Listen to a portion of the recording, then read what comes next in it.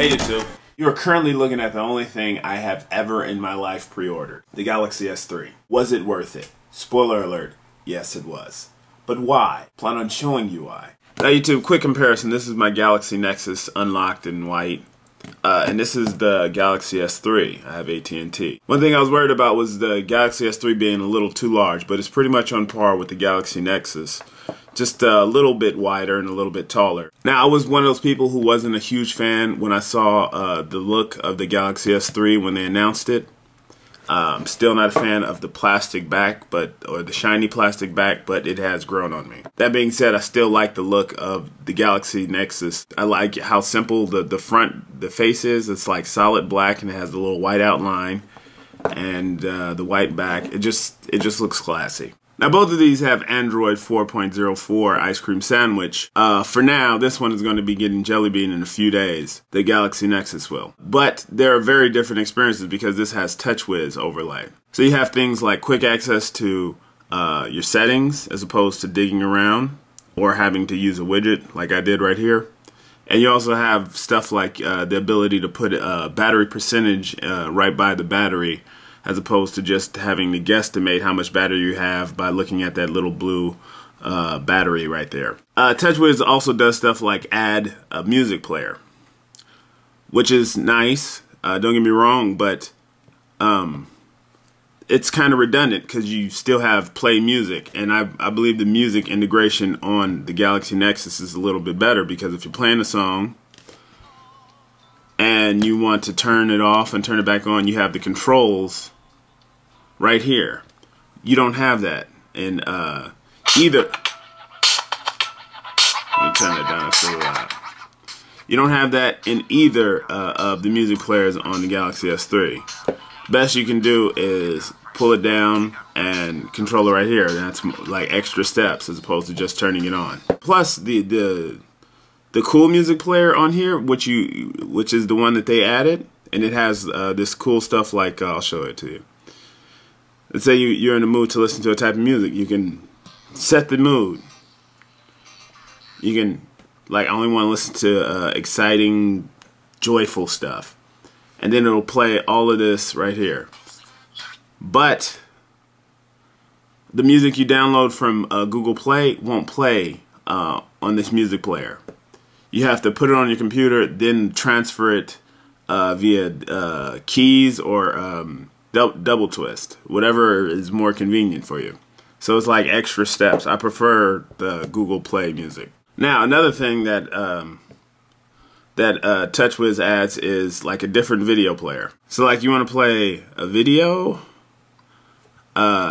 this setup looks different, and I actually like the one on the Galaxy S3 a lot better, and I'm gonna show you why. I have my phone on portrait lock on my Galaxy Nexus, so if I want to watch a video, it has to stay like this. There's no way to twist it unless I go into settings and take it off of portrait lock. Now on the Galaxy S3, you do this, and it's automatically full screen.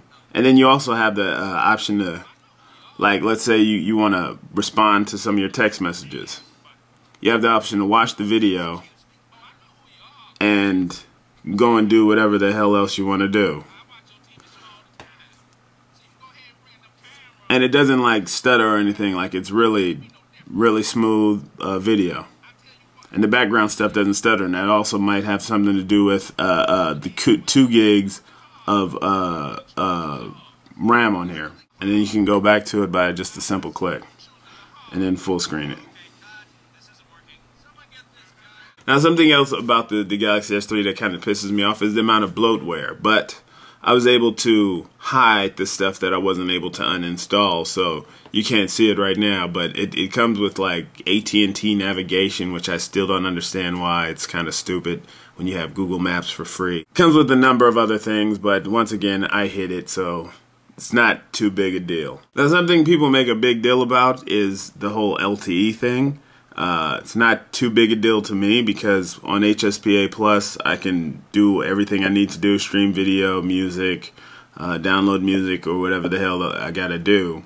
And LTE doesn't make a huge difference, plus I don't even live in the LTE area.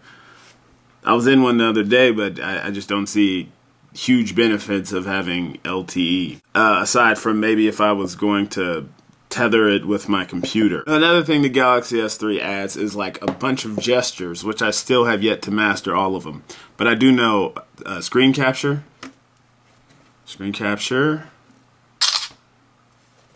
and you can still do screen capture on the Galaxy Nexus. It's just a lot simpler. Well, I think it's, there you go, right there. I don't know, you can do all this shit, or you can just hold on to volume down and power. So, I think you can still do that on here. Nope. The battery on the Galaxy Nexus is a lot better than I thought it would be. It'll get me through the day, but I still got a spare battery just in case. The Galaxy S3 has a ridiculously high level of customization. Like when you first get it, everything is like nature themed. So like the lock screen is like a rippling water fall, and I don't need all that shit.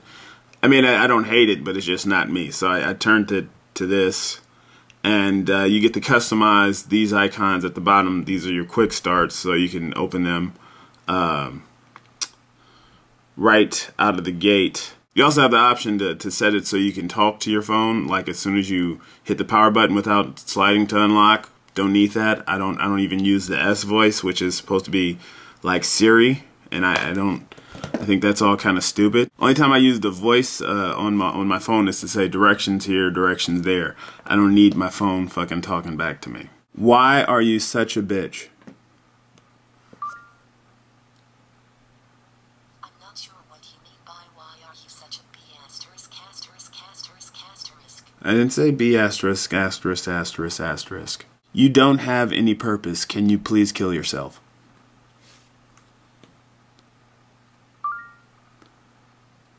I'm not sure what you mean by you don't have any purpose. Can you please kill yourself? What's it like to be in love?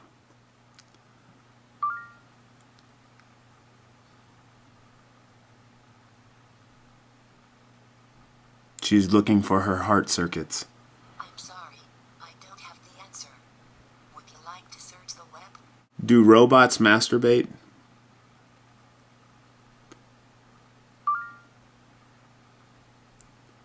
I'm not sure what you mean by robots masturbate. Have you ever been fisted by an iPhone?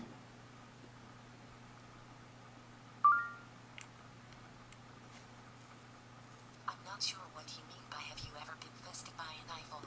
Clearly, she doesn't have any answers to any of my questions, so what's the point of her being there, you know? Another thing, when you're switching from like another phone like the Galaxy Nexus, that takes some serious getting used to, is having a physical tactile button for home.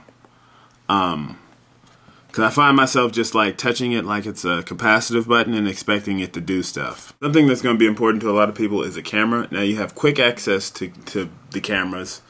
You can gesture this one by doing this, then spinning it to the side, which is kind of stupid, so I just put it right here. And honestly, this is probably the best camera I've ever used. The picture quality is great, the video quality is great, the audio on the video is great. One thing I gotta mention, when you're videotaping it, you have the option to take pictures, so that's cool. The Galaxy Nexus camera is okay. Video is passable. One thing that's really cool about it is the face distortion, which I think is only on video. And you could distort faces, big eyes, big nose. They don't have that on here. This is a front-facing video sample from my Galaxy S3. And this is a video from the rear camera. So let me bottom line this for YouTube. If you're looking for a phone with LTE, great camera, great video, good battery, nice screen, you don't mind a little bloatware, and you don't mind not getting the updates on your phone the fastest, I would go with the Galaxy S3. I like the phone and I'm going to be keeping it. I'm also going to be keeping my Galaxy Nexus because I don't have to choose due to me being a boss. So when it gets Jelly Bean, I might switch back to this just for a little while because I really do need more than 16 gigs memory, and the expandable memory is the reason why I switched to this in the first place. So it's a great phone. You'll probably love it and it's well worth the money.